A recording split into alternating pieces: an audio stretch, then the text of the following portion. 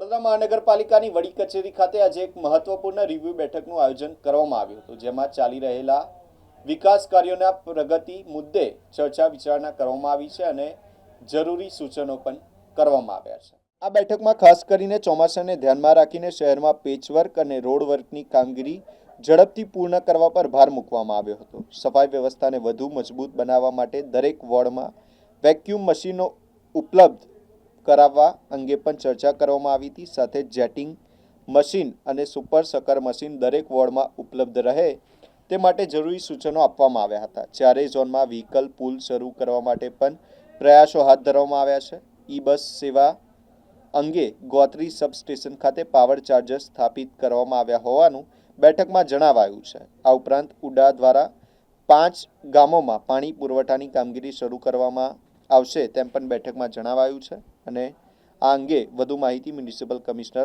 અરુણ મહેશ બાબુએ આપી છે। આપણે વીકલી રિવ્યુ મીટિંગ અંતર્ગત જે મીટિંગ કરવામાં આવ્યું છે એમાં ખાસ કરીને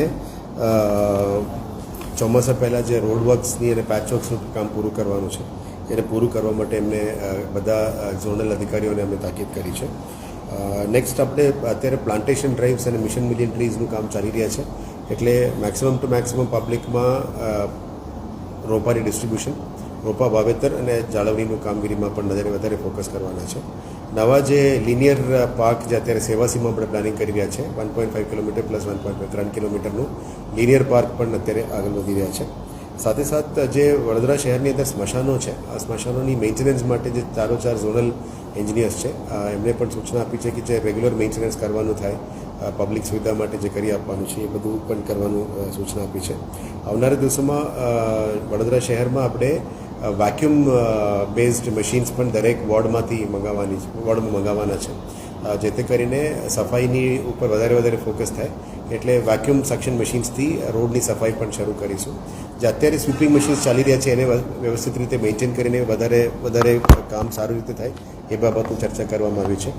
જે સ્મોક ગન્સ પણ આપણે ટ્રાયલમાં લીધા હતા એ પણ અત્યારે ટૂંકા સમયમાં ડસ્ટ પોલ્યુશનને કોમ્બેટ કરવા માટે આવશે। નેશનલ ક્લીનર પ્રોગ્રામ અંતર્ગત વધારે મેક્સિમમ મશીન્સ ફોર ક્લીનનેસ અમે વાપરીશું। હવે એન્ક્રોચમેન્ટ ડિપાર્ટમેન્ટની જે દબાણ હટાવ ડિપાર્ટમેન્ટને પણ જે સેન્ટ્રલી ચાલી રહ્યા છે એને ઝોન વાઇઝ અમે ફાળવણી કરી રહ્યા છે અને એમના રિક્વાયરમેન્ટ પ્રમાણે ઝોન વાઇઝ ટ્રક્સ અને ઝોન વાઇઝ ગાડીਆਂ એ પણ અમે ખરીદીની પ્રક્રિયા ચાલી છે, એટલે આવનારા દિવસમાં ડિસેન્ટ્રલાઇઝ દબાણ હટાવ અને દબાણ દૂર કરવાની કામગીરી પણ શરૂ કરી દેવામાં આવશે। સાથે સાથ જે વોર્ડ લેવલમાં અત્યારે પદાધિકારીઓ તરફથી જે ડિમાન્ડ આવી રહી છે જેટિંગ મશીન અને સુપર સકર મશીન્સની, એટલે jetting machine, micro jetting machines જે ગલીઓમાં જઈ શકે એવા જ આપણા પાસે જે છે, હવે દરેક વોર્ડમાં પણ એવા મશીન હોવું જોઈએ એ પ્રમાણે ચર્ચા કરીને અમે નવા ખરીદી પણ પ્લાનિંગ કરી છે। સાથે સાથ સુપર સકર મશીન્સ આપણા પાસે 14 છે, એ પણ દરેક વોર્ડ વાઇઝ એક સુપર સકર મશીન્સ હોવું જોઈએ એ પ્રમાણે નવું ખરીદી પણ અત્યારે પ્લાનિંગ કરી રહ્યા છે। સાથે સાથ વ્હીકલ પોલમાં અત્યારે જે સેન્ટ્રલી અત્યારે ડીઝલ અને વર્કશોપ ચાલી રહ્યા છે એને પણ બાયફર્કેટ કરીને 4 ઝોનમાં વ્હીકલ પોલ 2 VGL દ્વારા અને 1 HPCL અને BPCL દ્વારા કરવા માટે નક્કી કર્યું છે અને આવનારા દિવસોમાં ધીરે આપણે ગાડીઓને ડીઝલથી CNGમાં અને CNG to electric A migration પણ શરૂ કરી દેવાના છે। આજે બીજું આજે બસ સ્ટેશનની પણ વાત થઈ, એમાં ગોત્રી સબસ્ટેશનમાં પાવર ચાર્જર્સ પણ અત્યારે લાગી ગયા છે, વધારે આપણે નિઝામપુરામાં પણ લગાવીશું અને ફ્યુચરમાં સાઉથ અને નોર્થમાં પણ લગાવવાના છે। આપણા પાસે 30 બસીસ જે આવી ગયું છે અને આથી વધારે 100 બસીસ પણ આવી રહ્યા છે। ભારત સરકારના તારીખ માટે અમે વેઇટ કરી રહ્યા છીએ, તારીખ આવ્યા પછી રૂટિંગ બધું તૈયાર છે, એટલે 3 સિટીનું કદાચ એક સાથે થવાનું શક્યતા છે। એ ધ્યાને લેતા આવનારા દિવસમાં ઇલેક્ટ્રિક મોબિલિટી ઉપર વધારે ભાર મૂકીને કામગીરી કરીશું। જે સોલર ટ્રીઝ છે આપણે ગ્રીન એનર્જી ઉપર માઇગ્રેટ થઈ રહ્યા છે, એમાં પણ 3 જગ્યા ઉપર લાગી ગયું છે, પણ આવનારા દિવસમાં તમામ ગાર્ડન્સમાં જે ઓપન પેચેસ છે અને જે ઓપન પેચેસ ટ્રાફિક જંકશન્સ પર છે ત્યાં પણ સોલર ટ્રીઝ લગાવવાના છે। હાલ આપ જોઈ શકો છો કે કમાટી બાગમાં 2 જગ્યા, ગોત્રીમાં પણ લાગવાનું શરૂ થઈ ગઈ છે। ધીરે આ બધા આપણે ગ્રીન એનર્જી ઉપર માઇગ્રેટ થવાના છે। પ્રધાનમંત્રી આવાસ માટે જે લાસ્ટ 5 વર્ષમાં જે થોડું બેકલોગ હતું, 30,000 પ્રધાનમંત્રી આવાસની મકાનોની પ્લાનિંગ અને DPR તૈયાર થઈ ગઈ છે। 12 DPR સરકારમાં જતું રહી છે અને આવનારા દિવસો માટે પણ પ્લાનિંગ અમે કરી રહ્યા છે, જેથી કરીને આવનારા દિવસોમાં મધ્યમ અને નાના વર્ગના લોકોને પણ મકાન આપી શકાય એવા રીતનું અત્યારે તૈયારી ચાલુ છે। ઉડાનું પણ અત્યારે 200 મકાન રેડી થઈ ગયા છે, એ પણ ટૂંકા સમયમાં લોકાર્પણમાં જશે।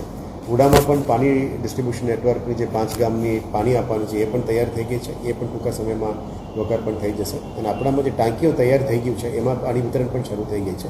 લોકાર્પણ માટે પણ અમે વેઇટ નથી કર્યા. જેમાં પણ વેમાલી બધામાં ટાંકી છે, બધામાં ટાંકી શરૂ કરી દીધી છે, પણ જ્યારે કાર્યક્રમ થશે ત્યારે અમે એનું લોકાર્પણનો કાર્યક્રમ લઈ લઈશું.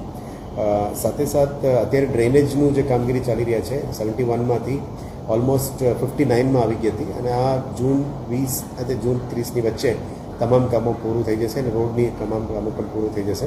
પાણી પુરવઠા, ડ્રેનેજ, રોડ અને સ્વર્ણિમના રિવ્યૂ મિટિંગ માટે અલગથી અમે 4 વાગે બેસવાના છે, અને 4 વાગે આનું રિવ્યૂ મિટિંગમાં અલગથી પણ બ્રીફિંગ કરીશું, રિવ્યૂ પણ કરીશું, જેથી કરીને ચોમાસા પહેલાં જેટલું કામ પૂરું કરવાનું છે એ પણ કરીશું, અને ચોમાસા પછી પણ જે બાકી છે એ આગળ લઈ જવા માટે નક્કી કર્યું છે. અને ખાસ કરીને CND વેસ્ટ, અત્યારે કન્સ્ટ્રક્શન ડેમોલિશન વેસ્ટ આખા સિટીમાં ઘણા જગ્યામાં જોવા મળી રહ્યા છે. એને બંધ કરવા માટે અમે અત્યારે આજે 4 એસિસ્ટન્ટ મ્યુનિસિપલ કમિશનર્સને કીધું છે કે જે પણ વોર્ડની અંદર સેનિટરી ઇન્સ્પેક્ટર્સની જવાબદારી આવે છે એમને નોટિસ ઇસ્યુ કરો, અને ટાઉન પ્લાનિંગ ડિપાર્ટમેન્ટને પણ કીધું છે કે તમારા બિલ્ડિંગ ઇન્સ્પેક્ટર્સને પણ નોટિસ ઇસ્યુ કરો, એટલે જવાબદારી ફિક્સ થાય, અને જેથી કરીને CND વેસ્ટના એજન્સી જે સોલિડ વેસ્ટ ડિપાર્ટમેન્ટ નોટિફાઈ કરે છે ત્યાં સુધી CND વેસ્ટ પહોંચવું જોઈએ, રોડની સાઈડમાં ટાળવું ના જોઈએ, અને આ કરતા લોકો વિરુદ્ધમાં કડકમાં કડક કાર્યવાહી કરવા માટે પણ એમને આજે સૂચના આપી છે.